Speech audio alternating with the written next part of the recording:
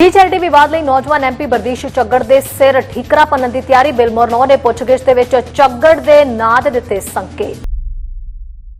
ਕੀ Liberal ਦੀ ਨੌਜਵਾਨ MP ਬਰਦੀਸ਼ ਚੱਗੜ ਬਣੇਗੀ ਬਲੀ ਦਾ ਬੱਕਰਾ? ਕੀ ਬਰਦੀਸ਼ ਚੱਗੜ ਨੂੰ ਟਰੂਡੋ ਸਰਕਾਰ ਦੀ ਨੋਮਿਨੀ ਹੋਣ ਦਾ ਭੁਗਤਣਾ ਪੈ ਸਕਦਾ ਹੈ ਹਰਜ਼ਾਨਾ?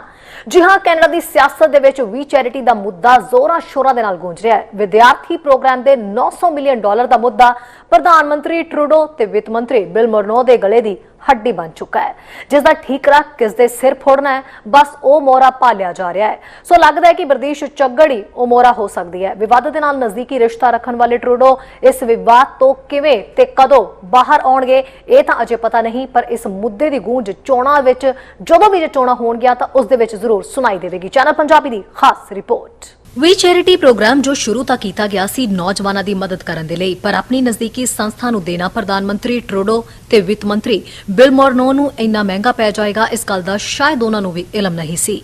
ਇਹ ਕਿਆਸਰਾਈਆਂ ਤਾਂ ਸਾਰਿਆਂ ਦੇ ਵੱਲੋਂ ਲਗਾਈਆਂ ਜਾ ਰਹੀਆਂ ਸੀ ਕਿ ਟਰੂਡੋ ਤੇ ਬਿਲ ਮੋਰਨੋ ਜਿਸ ਤਰ੍ਹਾਂ ਇਸ ਵਿਵਾਦ ਦੇ ਵਿੱਚ ਘਿਰ ਚੁੱਕੇ ਨੇ ਤਾਂ ਇਸ ਦਾ ਠੀਕਰਾ ਕਿਸੇ ਨਾ ਕਿਸੇ ਸਿਰ ਤਾਂ ਭੰਨਣਗੇ।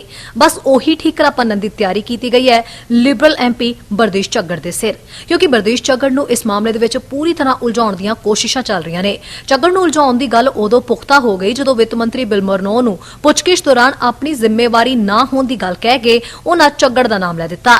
ਬਰਦੀਸ਼ ਚੱਗੜ ਬਾਰੇ ਤੁਹਾਨੂੰ ਥੋੜਾ ਦੱਸ ਦਈਏ ਕਿ ਚੱਗੜ ਵਾਟਰਲੂ ਤੋਂ ਮੈਂਬਰ ਆਫ ਪਾਰਲੀਮੈਂਟ ਤੇ minister of diversity and inclusion and youth ਨੇ।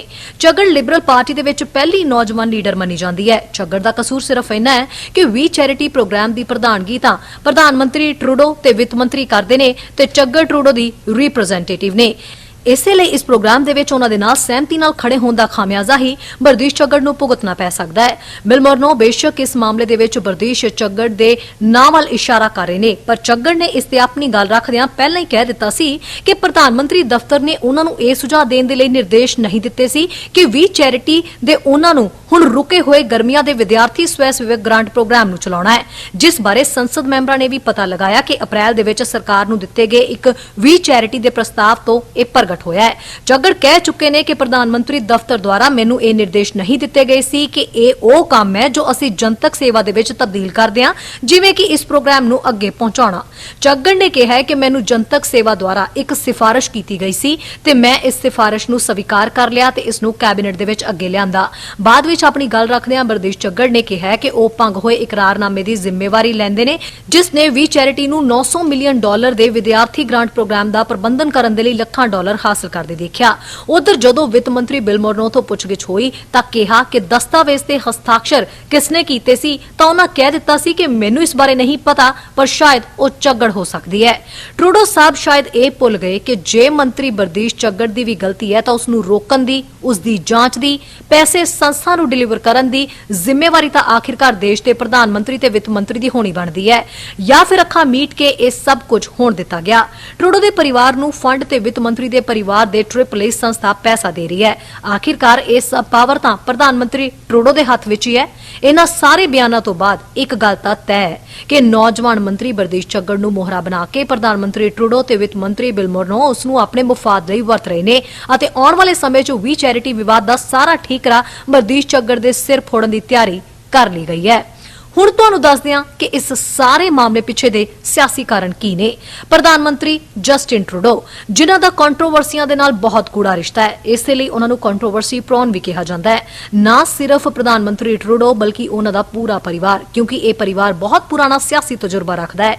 ਇਸੇ ਲਈ ਸ਼ਾਇਦ ਟਰੂਡੋ ਤੇ ਉਹਨਾਂ ਦੇ ਪਰਿਵਾਰ ਨੇ ਇਹ ਗੱਲ ਨਹੀਂ ਸੋਚੀ ਸੀ ਕਿ ਸਿਸਟਮ ਤੇ ਪਬਲਿਕ ਟ੍ਰਾਂਸਪੇਰੈਂਸੀ ਆਖਿਰਕਾਰ ਚਾਹੁੰਦੀ ਕੀ ਹੈ। ਸਿਸਟਮ ਦੇ ਮੁਤਾਬਕ ਦੇਸ਼ ਦਾ ਪ੍ਰਧਾਨ ਮੰਤਰੀ ਉਸ ਥਾਂ ਤੋਂ ਦੂਰ ਰਹੇ ਜਿੱਥੇ ਉਹਨਾਂ ਦੀ ਕਿਸੇ ਨਾਲ ਨੇੜਤਾ ਹੈ, ਯਾਨੀ ਕਿ ਗੂੜਾ ਰਿਸ਼ਤਾ ਹੈ। ਪਰ ਸਿਆਸੀ ਰਸੂਖ ਰੱਖਣ ਵਾਲੇ ਇਸ ਪਰਿਵਾਰ ਨੇ ਸ਼ਾਇਦ ਇਸ ਗੱਲ ਨੂੰ ਦਰਕਿਨਾਰ ਕੀਤਾ ਤੇ ਇਹ ਨਹੀਂ ਸੋਚਿਆ ਕਿ ਇਸ ਮਾਮਲੇ ਦੇ ਵਾਇਰਲ ਹੋਣ ਤੇ ਕਿੰਨੀ ਵੱਡੀ ਕੰਟਰੋਵਰਸੀ ਹੋ ਸਕਦੀ ਹੈ, ਜਦਕਿ ਇਹ ਗੱਲ ਵੀ ਜਨਤਕ ਹੈ ਕਿ ਵੀ ਚੈਰਿਟੀ ਸੰਸਥਾ ਨਾਲ ਟਰੂਡੋ ਪਰਿਵਾਰ ਦਾ ਪੁਰਾਣਾ ਰਿਸ਼ਤਾ ਹੈ ਤੇ ਬਿਲ ਮੋਰਨੋ ਦੀ ਧੀ ਉੱਥੇ ਵਲੰਟੀਅਰ ਵਜੋਂ ਕੰਮ ਵੀ ਕਰਦੀ ਹੈ। ਨਾ ਸਿਰਫ ਵੀ ਚੈਰਿਟੀ ਬਲਕਿ ਇਸ ਤੋਂ ਪਹਿਲਾਂ ਵੀ ਕਈ ਸੰਸਥਾਵਾਂ ਦੇ ਨਾਲ ਸਾਂਝ ਤੇ ਉਹਨਾਂ ਨੂੰ ਫਾਇਦਾ ਪਹੁੰਚਾਉਣ ਵਰਗੀ ਕੰਟਰੋਵਰਸੀ ਦਾ ਸ਼ਿਕਾਰ ਵੀ ਟਰੂਡੋ ਹੁੰਦੇ ਰਹੇ ਨੇ। ਇੱਕ ਵਾਰ ਆਗਾ ਖਾਨ ਦੇ ਖਰਚੇ ਤੇ ਪਰਿਵਾਰ ਸਮੇਤ ਛੁੱਟੀਆਂ ਮਨਾਏ ਜਾਣਾ, ਦੂਜੀ ਵਾਰ SNC ਕਾਂਡ ਦੇ ਵਿੱਚ ਦਖਲਅੰਦਾਜ਼ੀ ਤੇ ਹੁਣ ਵੀ ਚੈਰਿਟੀ ਤੇ ਐਥਿਕਸ ਕਮਿਸ਼ਨ ਦੇ ਵੱਲੋਂ ਘੱਟੋ-ਘੱਟ ਤੀਜੀ ਵਾਰ ਉਹਨਾਂ ਦੀ ਜਾਂਚ ਕੀਤੀ ਜਾ ਰਹੀ ਹੈ। ਜਾਣਕਾਰੀ ਮੁਤਾਬਕ ਟਰੂਡੋ ਦੇ ਪਰਿਵਾਰ ਦੇ ਵੱਲੋਂ ਇਸ ਤੋਂ ਪਹਿਲਾਂ ਵੀ ਲੰਡਨ ਦੇ ਵਿੱਚ ਭਾਸ਼ਣ ਦੇਣ ਬਦਲੇ ਵੀ ਚੈਰਿਟੀ ਵੱਲੋਂ ਪੈਸੇ ਖਰਚੇ ਜਾਣ ਦੀ ਗੱਲ ਸਾਹਮਣੇ ਆਈ ਸੀ। ਹੁਣ ਇਹ ਮੁੱਦਾ ਜਦੋਂ ਕੈਨੇਡਾ ਦੀ ਸਿਆਸਤ ਦੇ ਵਿੱਚ ਸਭ ਤੋਂ ਵੱਡਾ ਮੁੱਦਾ ਬਣ ਕੇ ਉੱਭਰਿਆ ਤਾਂ ਪ੍ਰਧਾਨ ਮੰਤਰੀ ਲਈ ਬਿਪਤਾ ਤਾਂ ਖੜੀ ਹੋਣੀ ਹੈ। ਸਿਆਸੀ ਪੱਧਰ ਦੇ ਉੱਤੇ ਇਸ ਮਾਮਲੇ ਦਾ ਸੇਕ ਕਿੰਨਾ ਵੱਡਾ ਲੱਗ ਸਕਦਾ ਹੈ, ਇਸ ਦਾ ਅੰਦਾਜ਼ਾ ਸਿਆਸਤ ਦੇ ਪੁਰਾਣੇ ਖਿਡਾਰੀ ਟਰੂਡੋ ਪਰਿਵਾਰ ਨੂੰ ਜ਼ਰੂਰ ਹੋਵੇਗਾ।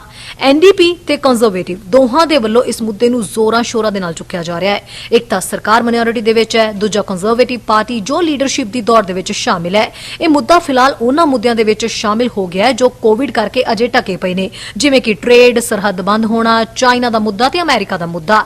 ਵੀ ਚੈਰਿਟੀ ਦਾ ਮੁੱਦਾ ਵੀ ਪੁਨਾਇਆ ਤਾਂ ਜਾ ਰਿਹਾ ਹੈ, ਪਰ ਜੇ ਕੋਵਿਡ ਕਰਕੇ ਇਹ ਤਬਦੀਲੀ ਕਰਨ ਦੀ ਕਗਾਰ ਤੇ ਨਹੀਂ ਪਹੁੰਚਿਆ। ਪਰ ਜੇ ਹਾਲਾਤ ਬਿਹਤਰ ਹੁੰਦੇ ਨੇ ਤਾਂ ਕੌਨਫੀਡੈਂਸ਼ੀਅਲ ਮੋਸ਼ਨ ਲਿਆ ਕੇ ਸਤੰਬਰ-ਅਕਤੂਬਰ ਦੇ ਵਿੱਚ ਕੈਨੇਡਾ ਪਾਰਲੀਮੈਂਟ ਚੋਣਾਂ ਜੇ ਕਰਵਾਈਆਂ ਜਾਂਦੀਆਂ ਨੇ ਤਾਂ ਸਾਰੀ ਸਿਆਸਤ ਇਸ ਮੁੱਦੇ ਦੇ ਆਲੇ-ਦੁਆਲੇ ਹੀ ਘੁੰਮੇਗੀ, ਜੋ ਟਰੂਡੋ ਸਰਕਾਰ ਨੂੰ ਵੱਡਾ ਨੁਕਸਾਨ ਵੀ ਪਹੁੰਚਾ ਸਕਦੀ ਹੈ। ਜਸਟਿਨ ਟਰੂਡੋ ਨੂੰ ਫਿਲਹਾਲ ਕੰਟਰੋਵਰਸੀ ਟ੍ਰੈਂਡ ਛੱਡਣਾ ਪਵੇਗਾ, ਕਿਉਂਕਿ ਵਿਰੋਧੀਆਂ ਦੇ ਨਿਸ਼ਾਨੇ ਤੇ ਆਉਣ ਦੇ ਨਾਲ-ਨਾਲ ਜੇ ਇਸ ਦੇ ਨਾਲ ਵਿਦਿਆਰਥੀ ਗ੍ਰਾਂਟ ਪਹੁੰਚਣ ਦੇ ਵਿੱਚ ਵੀ ਕੋਈ ਕਮੀ ਆ ਜਾਂਦੀ ਹੈ ਤਾਂ ਟਰੂਡੋ ਸਰਕਾਰ ਨੂੰ ਵਿਰੋਧੀਆਂ ਦੇ ਨਾਲ-ਨਾਲ ਲੋਕਾਂ ਦੇ ਰੋਸ ਦਾ ਵੀ ਸਾਹਮਣਾ ਕਰਨਾ ਪੈ ਸਕਦਾ ਹੈ। ਇਸ ਸਾਰੇ ਵਿਵਾਦ ਨੂੰ ਧਿਆਨ ਦੇ ਵਿੱਚ ਰੱਖਦਿਆਂ ਚੈਨਲ ਪੰਜਾਬੀ ਦੇ ਵੱਲੋਂ ਕੁਝ ਸਵਾਲ ਵੀ ਉਠਾਏ ਜਾ ਰਹੇ ਨੇ। ਸਵਾਲ ਨੰਬਰ 1, ਟਰੂਡੋ ਸਰਕਾਰ ਨੂੰ ਅਜਿਹੀ ਕੰਟਰੋਵਰਸੀ 'ਚ ਪੈਣ ਦੀ ਕੀ ਲੋੜ ਸੀ?